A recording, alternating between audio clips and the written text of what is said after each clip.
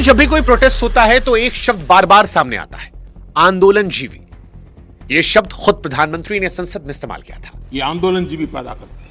आरोप साफ था कि भारत में जितने भी प्रोटेस्ट होते हैं उनमें हाथ में पोस्टर, गले में गमछा, माइक और कैमरों के सामने कुछ जाने पहचाने चेहरे आते हैं। चाहे सीए एनआरसी की बात हो, किसानों का आंदोलन हो, पहलवानों का धरना हो या हाल फिलहाल में जंतर मंतर पर नीट का आंदोलन। कुछ लोग हैं जो आंदोलनजीवी हैं, जिनका पेशा है आंदोलन करना, विरोध करना, और इसके लिए उन्हें विदेश से पैसा मिलता है, उनके एनजीओस को पैसा मिलता है। इसीलिए वही चेहरे बार बार हर प्रोटेस्ट में आते हैं क्योंकि फंडिंग आती है। और इसको लेकर एक आंकड़ा भी आता है जिससे कहा आता है कि 3-4 सालों में करीब 54-55 हजार करोड़ विदेशी पैसा भारत के एनजीओ में घुसा। अब 55 हजार करोड़ कोई गली मोहल्ले का चंदा तो है नहीं, ये पूरी की पूरी इकॉनमी है। और यहीं से यह सवाल बड़ा गंभीर हो जाता है। अब यह सवाल इसलिए इंपॉर्टेंट है क्योंकि भारत की सरकार एफसीआरए अमेंडमेंट बिल लेकर आ रही है। सवाल है कि यह बिल क्या है? क्या यह बिल आंदोलनजीवियों की रोजी रोटी पर ताला लगाने आया है? क्या विदेशी चंदे की सप्लाई को काटने आया है और इसलिए इसका विरोध शुरू हो गया? अब सवाल दोनों तरफ से होंगे क्योंकि सिक्के के दो पहलू होते हैं। एक पहलू जो सरकार बता रही है, एक पहलू जो दूसरी तरफ बता रहे हैं। पहला सवाल इस बिल का विरोध करने वालों से कि यह पैसा विदेशों से क्यों आता है तो फिर कहां जाता है? और अगर सरकार यह कह रही है कि बिल सिर्फ हिसाब किताब मांग रहा है तो फिर हिसाब किताब देने में किसी को तकलीफ क्यों? इससे पहले भी कई सारे एनजीओस के लाइसेंस काटे गए थे, तब तो शोर नहीं मचा था। और आज ऐसा क्या हो गया है कि भारत में आ रहे एक बिल को लेकर अमेरिका के सांसद बयान दे रहे हैं? क्या यह दखल कुछ इशारा कर रहा है कि दाल में कुछ काला है? कि जो बिल अमित शाह जी का गृह मंत्रालय लेकर आ रहा है, अगर उसका विरोध सिर्फ विदेशी पैसों पर पलने वालों का था तो आज भारत के केरल राज्य की पूरी विधानसभा ने बिल वापस लेने का प्रस्ताव क्यों किया? क्या केरल के विधायक भी आंदोलनजीवी हो गए हैं? हालांकि केरल को लेकर एक पेच है। केरल में वामपंथों की और कांग्रेसियों की सरकार रहती है, तो एक सवाल यहां पर और उठ सकता है कि क्या केरल के विधायकों ने इसका विरोध इसलिए किया क्योंकि वो आंदोलनजीवी हैं, या इसलिए क्योंकि गलत है, या इसलिए क्योंकि इससे उनके अपनों का नुकसान होगा जो दिल्ली में सरकार के खिलाफ प्रोटेस्ट करते हैं? वैसे सवाल सरकार से और भी है कि अगर सरकार का पक्ष इतना मजबूत था तो बहस से ठीक एक दिन पहले सरकार खुद बिल क्यों दबा बैठी? सख्ती का कानून और उसमें सजा जो थी वो सरकार ने क्यों घटा दिया? आज हर एक सवाल का जवाब हम आपको फैक्ट के साथ देंगे। और आखिर में वो सच भी जो ठप्पा लगाने वालों और बिल लिखने वालों दोनों नहीं बता रहे, दोनों जिस पर चुप है। इस बिल में एक प्रोविजन ऐसा भी है जिसे न विरोध करने वाले जोर से कह रहे और न सरकार खुलकर बता रही। वो प्रोविजन क्या है जो सिर्फ एनजीओ नहीं बल्कि हजारों स्कूलों, अस्पतालों और पूजा स्थलों की संपत्ति तक पहुंच सकता है? नमस्कार, मैं हूं शुभांकर मिश्रा और आज ये वीडियो आपके लिए बहुत बहुत बहुत इंपॉर्टेंट है क्योंकि जब कभी कोई आंदोलन होता है तो आंदोलनजीवी शब्द, एनजीओज में चंदा, ये सारे कॉमन शब्द आप बार बार सुनते हैं, लेकिन ये इतने टेक्निकल होते हैं, इनकी जानकारियां बिल की इतनी टेक्निकल होती हैं कि आपको समझ में नहीं आती, सर के ऊपर से निकल जाती है और आप सिर्फ एक तरफ की बातें जान समझ पाते हैं। आज इस वीडियो को बहुत ही सरल भाषा में हमने बनाया है, सारे फैक्ट के साथ रखा है, इसलिए आज इस वीडियो को आप सुनिएगा ताकि भविष्य में कोई व्हाट्सएप फॉरवर्ड, चाहे वो लेफ्ट का हो या राइट का हो, आपको बेवकूफ ना बना पाए। हाँ, इस वीडियो की शुरुआत से पहले हम गुजारिश करेंगे कि आप हमारा भी सहयोग कीजिए क्योंकि सरल भाषा में आसान तरीके से कॉम्प्लिकेटेड इश्यूज को हम समझाते हैं, बहुत मेहनत लगती है। तो अगर आप हमें सब्सक्राइब करेंगे या फिर हमारे व्हाट्सएप चैनल से जुड़ेंगे तो हमें खुशी होगी। सब्सक्राइब करना आपको आता है और व्हाट्सएप का लिंक हमने डिस्क्रिप्शन में कॉमेंट सेक्शन में दे रखा है। अब पहला सवाल, क्या 55 हजार करोड़ जो कहा गया बीते 2-3 सालों में एनजीओज के पास चंदा आया, वही भारत में प्रोटेस्ट का ईंधन है? ये बहुत इंपॉर्टेंट सवाल है। और अगर ये पैसा आता है तो आता कहां से है, जाता कहां से? तो देखिए, सरकारी कागज पर लिखा है कि साल 2019 से 2022 के बीच में भारत में विदेश से 55,741 करोड़ रुपए आए। अब हमारे देश में कोई भी संस्था विदेश से चंदा ऐसे नहीं ले सकती, सरकार से एक लाइसेंस लेना पड़ता है। इस लाइसेंस का नाम है एफसीआरए। जैसे दुकान चलाने का लाइसेंस, वैसे ही विदेश से चंदा लेने का लाइसेंस।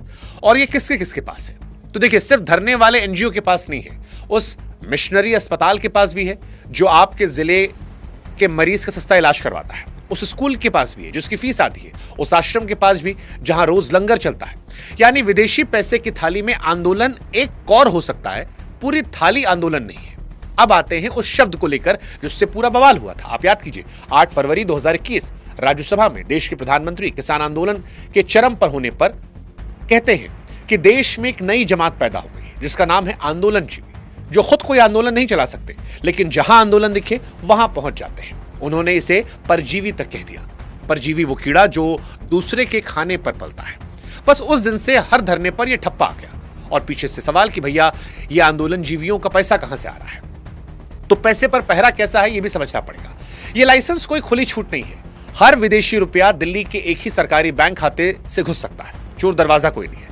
हर साल का हिसाब किताब भी सरकार की मेज पर जाता है और यह पहरा किसी एक पार्टी का नहीं है। इसको लेकर पहला कानून जो था वो साल 1976 में कांग्रेस लाई थी, इमरजेंसी के दौर में। 2010 में कांग्रेस ने ही नए सिरे से लिखा, 2020 में मोदी सरकार ने पेच और कसे और नतीजा ये रहा कि आज भारत में सिर्फ 14,449 संस्थाओं के पास ये लाइसेंस बचा है। अब तक 22,498 लाइसेंस काटे गए। दोबारा सुनिएगा, जितनी दुकानें खुली हैं उससे कहीं ज्यादा दुकानों पर ताला लगा दिया गया है। अब जिस नल को खुला बताया जा रहा है वो सालों से कसा जा रहा है। तो आंदोलन वाले आरोप का सबूत पैसा आया, पैसा धरने में गया, इन दोनों के बीच का पुल आज तक किसी ने दिखाया नहीं कि कौन से संस्थान ने कौन से धरने में कितना पैसा लगाया। ऐसा कोई सरकारी हिसाब किताब अब तक सामने नहीं आया और जब तक ना आए तब तक ये आरोप है, सबूत नहीं। पर अब बड़ा सवाल कि जब नल पहले से सरकार ने कस दिया, बहुत सारे एनजीओ को बैन कर दिया, तो फिर नया कानून के पीछे की वजह क्या है और इस बिल में लिखा क्या है? सरकार कह रही है कि बिल सिर्फ हिसाब मांगता है। अब मांगता क्या क्या है? पुराना कानून जो था वो पैसे के आने पर पहरा था। नया वाला जो बिल है वो पैसे के जाने के बाद की कहानी, और यही सारी कहानी है एफसीआरए बिल को लेकर। 26 मार्च 2026 को लोकसभा में अमित शाह के गृह मंत्रालय ने बिल रखा। मकसद बताया, विदेशी चंदे का हिसाब शीशे जैसा साफ हो, जो देश के खिलाफ जाएगा वो बख्शा नहीं जाएगा। पेश होते ही पहला पत्थर भी चला। विपक्ष बोला यह बिल संस्थाओं की संपत्ति पर सरकार को खुली छूट देता है। अब इस बार 4 बदलाव है। पहला और सबसे बड़ा, सरकार एक नया महकमा बनाने वाली है, नाम डेजिग्नेटेड अथॉरिटी। जिसका काम क्या होगा? जिस संस्था का लाइसेंस कटेगा उसकी विदेशी पैसे से बनी संपत्ति ये महकमा संभालेगा। अभी बस ये नाम याद रखिए क्योंकि इसका किस्सा आगे है और वही इस बिल की जान है। दूसरा, कुछ गलतियों पर जेल की सजा 5 साल से घटाकर 1 साल। अब फिर उलझन कि कानून को सरकार सख्त करना चाहती है लेकिन सजा कम करना चाहती है। सरकार कह रही है कि ढांचा सुधार रहे, पर यह वाली बात पूरी तरह गले नहीं उतरती कि भाई फिर सजा कम क्यों कर दी गई? सजा तो और बढ़ानी चाहिए अगर कोई विदेशी चंदे का दुरुपयोग कर रहा है। तीसरा बदलाव, छोटी संस्थाओं की जेब पर। जिसने 2 साल में 10 लाख से कम विदेशी चंदा लिया उसका लाइसेंस आगे बढ़ना मुश्किल। मतलब गांव कस्बे की वो संस्था जिससे किसी एनआरआई रिश्तेदार से साल में 2-4 लाख आते थे, वो छोटी होने की सजा पाएगा। जाल बुना गया था बड़ी मछली के लिए लेकिन फंसेगी छोटी मछली। और यही समझ आता है कि तकलीफ हिसाब से नहीं है, तकलीफ इस बात से है कि हिसाब के बहाने हाथ कहां कहां पहुंच रहा। चौथा बदलाव कानून में नहीं, नियमों में चुपचाप आया है। 22 जून 2026 को गृह मंत्रालय ने नए नियम निकाले। धर्म बदलवाने से जुड़े कामों पर सख्ती। सेवा चलेगी, स्कूल चलेगा, अस्पताल भी चलेगा, पर जिस काम पर धर्म बदलवाने का शक होगा वहां विदेशी पैसे का रास्ता मुश्किल कर दिया जाएगा। कागज पर यह नियम किसी मजहब का नाम नहीं लेता, लेकिन जमीन पर सबको पता है आंच सबसे पहले किस दरवाजे पर पहुंचेगी। और वो दरवाजा निकला एक पूरे राज्य का, केरल का। केरल पूरा राज्य एफसीआरए बिल के खिलाफ खड़ा हो गया। सवाल है क्यों? क्या सरकार धर्मांतरण को रोकना चाह रही थी या सरकार कुछ ऐसा कर रही थी जिसने केरल के विधायकों को भी परेशान कर दिया, विधायकों को आंदोलनजीवी बना दिया? यह समझना बहुत जरूरी है और इसको समझने के लिए आपको केरल के चर्च को समझना पड़ेगा, क्योंकि केरल में चर्च सिर्फ संडे की प्रेयर नहीं है, वो सोमवार का स्कूल है, मंगलवार का अस्पताल है, बुधवार का कॉलेज है और ये पीढ़ियों से चला आ रहा। देश की कुछ सबसे बड़ी विदेशी चंदे वाली संस्थाएं केरल राज्य से आती हैं। ऊपर से हिसाब ये, केरल में हर 5वां घर ईसाई समाज का है। अब आप जोड़िए, धर्म बदलवाने वाला नियम, संपत्ति वाली खबर, मामला किसी एनजीओ की फाइल का नहीं रहा, घर घर का हो गया। और फिर वो हुआ जो कभी होता है। केरल विधानसभा ने पूरे सदन में एक आवाज में एक प्रस्ताव पास किया, बिल और नए नियम दोनों फौरन वापस लो। वजह लिखी गई, ये उन आजादियों पर हमला है जो संविधान हर नागरिक को देता है, बोलने की, संगठन बनाने की, अपना धर्म मानने की। अब सवाल प्रस्ताव आया क्यों?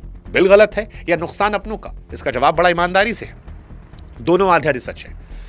संस्थाओं की चिंता असली है क्योंकि दांव पर स्कूल अस्पताल भी है। कागजी डर नहीं है, वोट का गणित भी असली है। जो समाज हर 5वें घर में हो उसे नाराज करके केरल सरकार में तो नहीं रह सकती।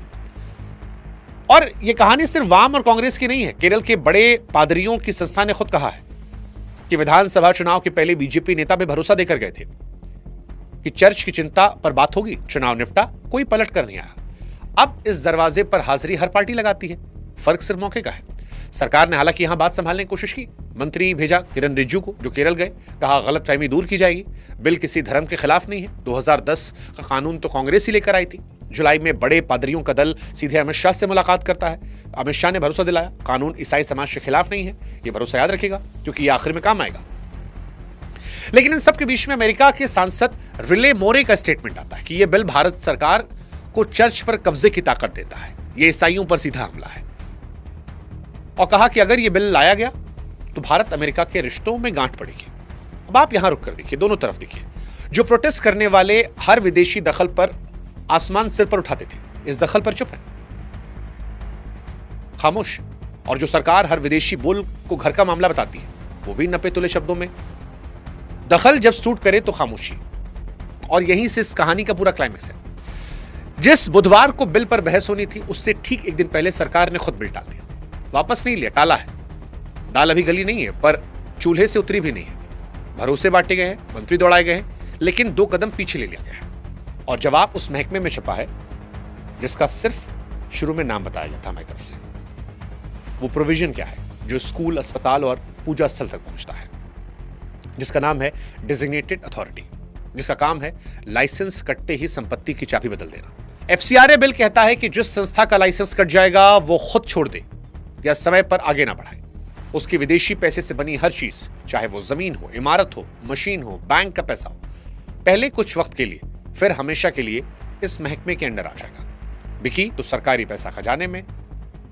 अब यह महकमा किसी को भी बुलावा भेज सकता है, कसम खिलवाकर बयान ले सकता है, कागजात मंगवा सकता है, जिस अदालत करती है, ऊपर से हुक्म, बैंक से लेकर थाने तक हर सरकारी दफ्तर इनकी मदद करेगा।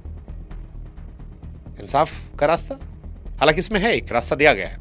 जिला जज तक अपील हो सकती है, पर कानून के जानकार इसमें भी पेश बताते हैं। जमीनी हिसाब से वो रास्ता तब खुलता है जब महकमा पहले अपना फैसला सुना दे, और बिल में ये लिखा ही नहीं कि फैसला कितने दिन में सुनाना है।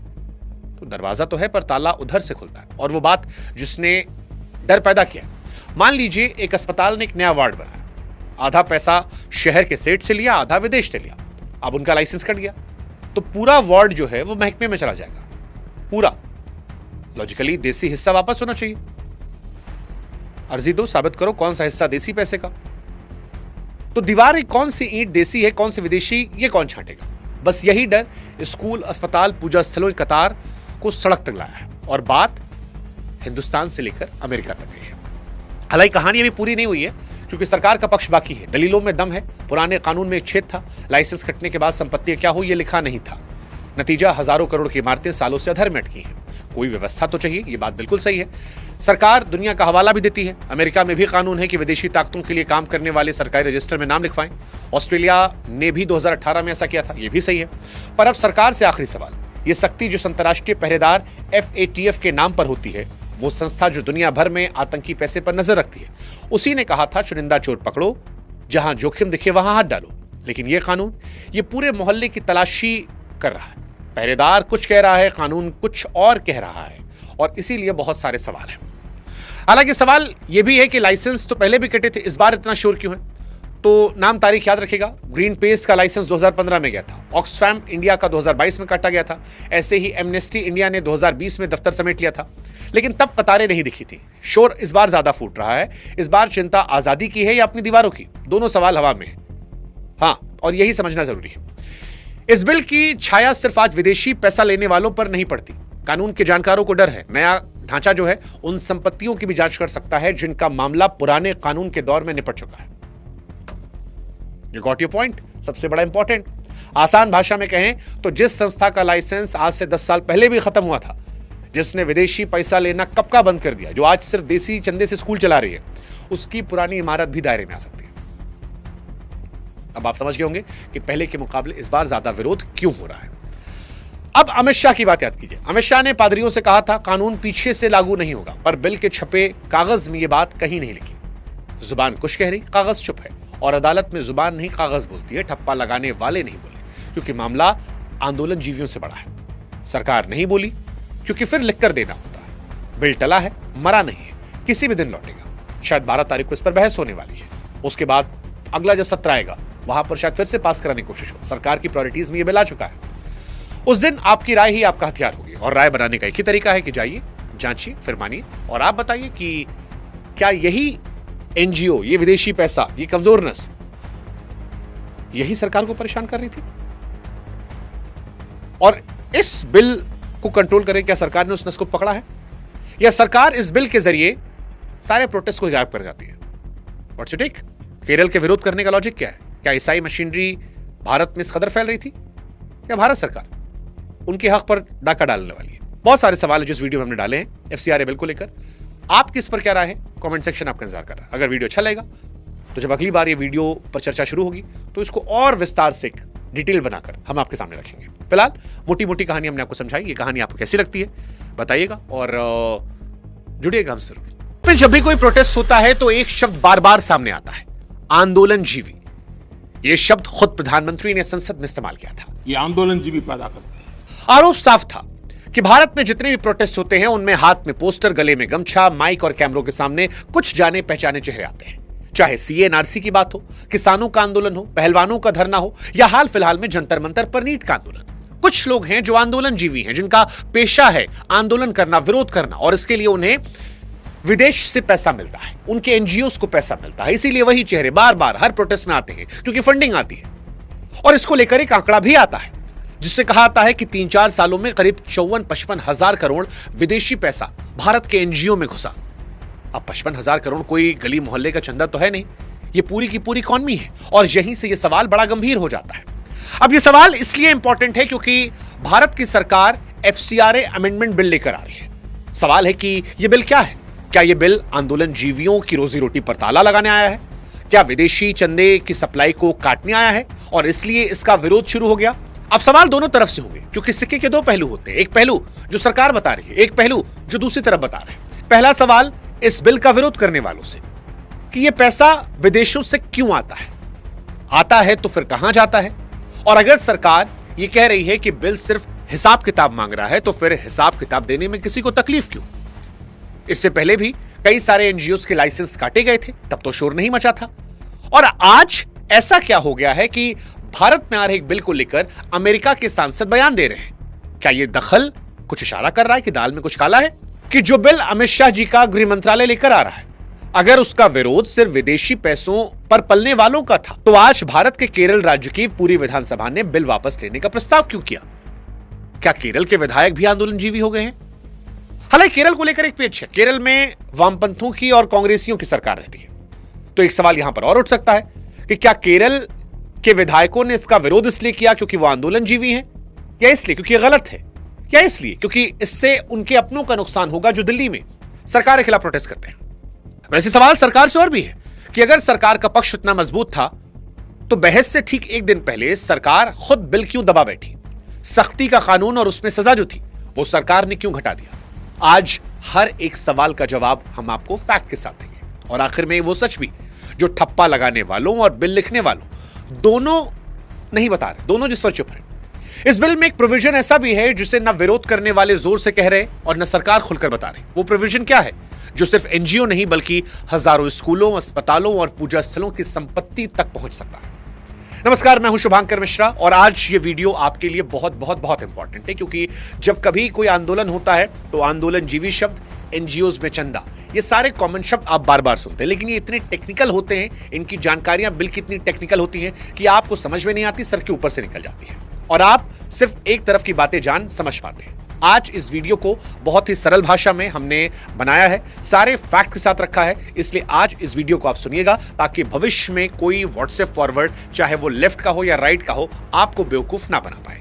हाँ, इस वीडियो की शुरुआत से पहले हम गुजारिश करेंगे कि आप हमारा भी सहयोग कीजिए क्योंकि सरल भाषा में आसान तरीके से कॉम्प्लिकेटेड इश्यूज को हम समझाते हैं, बहुत मेहनत लगती है। तो अगर आप हमें सब्सक्राइब करेंगे या फिर हमारे व्हाट्सएप चैनल से जुड़ेंगे तो हमें खुशी होगी। सब्सक्राइब करना आपको आता है और व्हाट्सएप का लिंक हमने डिस्क्रिप्शन में कॉमेंट सेक्शन में दे रखा है। अब पहला सवाल, क्या 55 हजार करोड़ जो कहा गया बीते 2-3 सालों में एनजीओज के पास चंदा आया वही भारत में प्रोटेस्ट का ईंधन है? ये बहुत इंपॉर्टेंट सवाल है। और अगर ये पैसा आता है तो आता कहां से है, जाता कहां से? तो देखिए, सरकारी कागज पर लिखा है कि साल 2019 से 2022 के बीच में भारत में विदेश से 55,741 करोड़ रुपए आए। अब हमारे देश में कोई भी संस्था विदेश से चंदा ऐसे नहीं ले सकती, सरकार से एक लाइसेंस लेना पड़ता है। इस लाइसेंस का नाम है FCRA। जैसे दुकान चलाने का लाइसेंस, वैसे ही विदेश से चंदा लेने का लाइसेंस। और ये किसके किसके पास है? तो देखिए, सिर्फ धरने वाले NGO के पास नहीं है, उस मिशनरी अस्पताल के पास भी है जो आपके जिले के मरीज का सस्ता इलाज करवाता है। उस स्कूल के पास भी है जिसकी फीस आती है। उस आश्रम के पास भी जहां रोज लंगर चलता है। यानी विदेशी पैसे की थाली में आंदोलन एक कौर हो सकता है, पूरी थाली आंदोलन नहीं है। अब आते हैं उस शब्द को लेकर जिससे पूरा बवाल हुआ था। आप याद कीजिए, 8 फरवरी 2021 राज्यसभा में देश के प्रधानमंत्री किसान आंदोलन के चरम पर होने पर कहते हैं कि देश में एक नई जमात पैदा हो गई है जिसका नाम है आंदोलनजीवी, जो खुद कोई आंदोलन नहीं चला सकते, लेकिन जहां आंदोलन दिखे वहां पहुंच जाते हैं। उन्होंने इसे परजीवी तक कह दिया। परजीवी वो कीड़ा जो दूसरे के खाने पर पलता है। बस उस दिन से हर धरने पर यह ठप्पा आ गया। और पीछे से सवाल कि भैया ये आंदोलन जीवियों का पैसा कहां से आ रहा है? तो पैसे पर पहरा कैसा है, यह भी समझना पड़ेगा। यह लाइसेंस कोई खुली छूट नहीं है। हर विदेशी रुपया दिल्ली के एक ही सरकारी बैंक खाते से घुस सकता है। चोर दरवाजा कोई नहीं है। हर साल का हिसाब किताब भी सरकार की मेज पर जाता है। और यह पहरा किसी एक पार्टी का नहीं है। इसको लेकर पहला कानून जो था वो साल 1976 में कांग्रेस लाई थी, इमरजेंसी के दौर में। 2010 में कांग्रेस ने ही नए सिरे से लिखा। 2020 में मोदी सरकार ने पेच और कसे और नतीजा ये रहा कि आज भारत में सिर्फ 14,449 संस्थाओं के पास ये लाइसेंस बचा है। अब तक 22,498 लाइसेंस काटे गए। फिर दोबारा सुनिएगा, जितनी दुकानें खुली हैं उससे कहीं ज्यादा दुकानों पर ताला लगा दिया गया है। अब जिस नल को खुला बताया जा रहा है वो सालों से कसा जा रहा है। तो आंदोलन वाले आरोप का सबूत पैसा आया, पैसा धरने में गया, इन दोनों के बीच का पुल आज तक किसी ने दिखाया नहीं कि कौन से संस्था ने कौन से धरने में कितना पैसा लगाया। ऐसा कोई सरकारी हिसाब किताब अब तक सामने नहीं आया। और जब तक ना आए तब तक ये आरोप है, सबूत नहीं। पर अब बड़ा सवाल कि जब नल पहले से सरकार ने कस दिया, बहुत सारे NGOs को बैन कर दिया, तो फिर नया कानून के पीछे की वजह क्या है और इस बिल में लिखा क्या है? सरकार कह रही है कि बिल सिर्फ हिसाब मांगता है। अब मांगता क्या क्या है? पुराना कानून जो था वो पैसे के आने पर पहरा था। नया वाला जो बिल है वो पैसे के जाने के बाद की कहानी, और यही सारी कहानी है FCRA बिल को लेकर।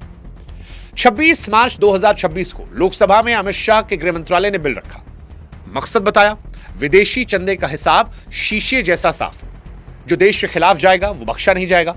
पेश होते ही पहला पत्थर भी चला। विपक्ष बोला यह बिल संस्थाओं की संपत्ति पर सरकार को खुली छूट देता है।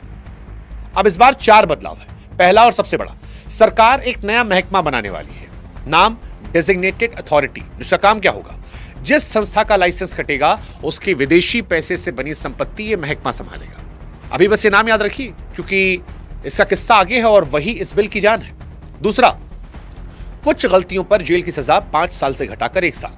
अब फिर उलझन कि कानून को सरकार सख्त करना चाहती है लेकिन सजा कम करना चाहती है। सरकार कह रही है कि ढांचा सुधार रहे, पर यह वाली बात पूरी तरह गले नहीं उतरती कि भाई फिर सजा कम क्यों कर दी गई? सजा तो और बढ़ानी चाहिए अगर कोई विदेशी चंदे का दुरुपयोग कर रहा है। तीसरा बदलाव, छोटी संस्थाओं की जेब पर। जिसने 2 साल में 10 लाख से कम विदेशी चंदा लिया उसका लाइसेंस आगे बढ़ना मुश्किल। मतलब गांव कस्बे की वो संस्था जिससे किसी NRI रिश्तेदार से साल में 2-4 लाख आते थे, वो छोटी होने की सजा पाएगा। जाल बुना गया था बड़ी मछली के लिए, लेकिन फंसेगी छोटी मछली। और यही समझ आता है कि तकलीफ हिसाब से नहीं है, तकलीफ इस बात से है कि हिसाब के बहाने हाथ कहां कहां पहुंच रहा। चौथा बदलाव कानून में नहीं, नियमों में चुपचाप आया है। 22 जून 2026 को गृह मंत्रालय ने नए नियम निकाले। धर्म बदलवाने से जुड़े कामों पर सख्ती। सेवा चलेगी, स्कूल चलेगा, अस्पताल भी चलेगा, पर जिस काम पर धर्म बदलवाने का शक होगा वहां विदेशी पैसे का रास्ता मुश्किल कर दिया जाएगा। कागज पर यह नियम किसी मजहब का नाम नहीं लेता, लेकिन जमीन पर सबको पता है आंच सबसे पहले किस दरवाजे पर पहुंचेगी। और वो दरवाजा निकला एक पूरे राज्य का, केरल का। केरल पूरा राज्य FCRA बिल के खिलाफ खड़ा हो गया। सवाल है क्यों? क्या सरकार धर्मांतरण को रोकना चाह रही थी, या सरकार कुछ ऐसा कर रही थी जिसने केरल के विधायकों को भी परेशान कर दिया, विधायकों को आंदोलनजीवी बना दिया? यह समझना बहुत जरूरी है। और इसको समझने के लिए आपको केरल के चर्च को समझना पड़ेगा, क्योंकि केरल में चर्च सिर्फ संडे की प्रेयर नहीं है, वो सोमवार का स्कूल है, मंगलवार का अस्पताल है, बुधवार का कॉलेज है, और ये पीढ़ियों से चला आ रहा। देश की कुछ सबसे बड़ी विदेशी चंदे वाली संस्थाएं केरल राज्य से आती हैं। ऊपर से हिसाब ये, केरल में हर 5वां घर ईसाई समाज का है। अब आप जोड़िए, धर्म बदलवाने वाला नियम, संपत्ति वाली खबर, मामला किसी NGO की फाइल का नहीं रहा, घर घर का हो गया।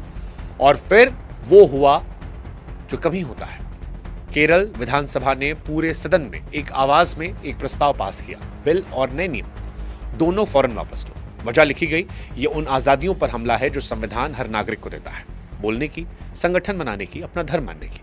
अब सवाल प्रस्ताव आया क्यों? बिल गलत है या नुकसान अपनों का? इसका जवाब बड़ा ईमानदारी से है, दोनों आधे आधे सच है। संस्थाओं की चिंता असली है क्योंकि दांव पर स्कूल अस्पताल भी है। कागजी डर नहीं है, वोट का गणित भी असली है। जो समाज हर 5वें घर में हो उसे नाराज करके केरल सरकार में तो नहीं रह सकती। और यह कहानी सिर्फ वाम और कांग्रेस की नहीं है। केरल के बड़े पादरियों की संस्था ने खुद कहा है कि विधानसभा चुनाव के पहले बीजेपी नेता पे भरोसा देकर गए थे कि चर्च की चिंता पर बात होगी, चुनाव निपटा, कोई पलट कर नहीं आया। अब इस दरवाजे पर हाजिरी हर पार्टी लगाती है, फर्क सिर्फ मौके का है। सरकार ने हालांकि यहां बात संभालने की कोशिश की, मंत्री भेजा किरण रिजिजू को जो केरल गए, कहा गलतफहमी दूर की जाएगी, बिल किसी धर्म के खिलाफ नहीं है। 2010 का कानून तो कांग्रेस ही लेकर आई थी। जुलाई में बड़े पादरियों का दल सीधे अमित शाह से मुलाकात करता है। अमित शाह ने भरोसा दिलाया कानून ईसाई समाज के खिलाफ नहीं है, यह भरोसा याद रखेगा क्योंकि यह आखिर में काम आएगा। लेकिन इन सबके बीच में अमेरिका के सांसद रिले मोरे का स्टेटमेंट आता है कि यह बिल भारत सरकार को चर्च पर कब्जे की ताकत देता है, यह ईसाइयों पर सीधा हमला है। और कहा कि अगर यह बिल लाया गया तो भारत अमेरिका के रिश्तों में गांठ पड़ेगी। अब आप यहां रुक कर देखिए, दोनों तरफ देखिए। जो प्रोटेस्ट करने वाले हर विदेशी दखल पर आसमान सिर पर उठाते थे, इस दखल पर चुप है, खामोश। और जो सरकार हर विदेशी बोल को घर का मामला बताती है, वो भी नपे तुले शब्दों में। दखल जब सूट करे तो खामोशी। और यहीं से इस कहानी का पूरा क्लाइमेक्स है। जिस बुधवार को बिल पर बहस होनी थी उससे ठीक एक दिन पहले सरकार ने खुद बिल टाल दिया, वापस नहीं लिया, टाला है। दाल अभी गली नहीं है पर चूल्हे से उतरी भी नहीं है। भरोसे बांटे गए हैं, मंत्री दौड़ाए गए हैं, लेकिन 2 कदम पीछे ले लिया गया है।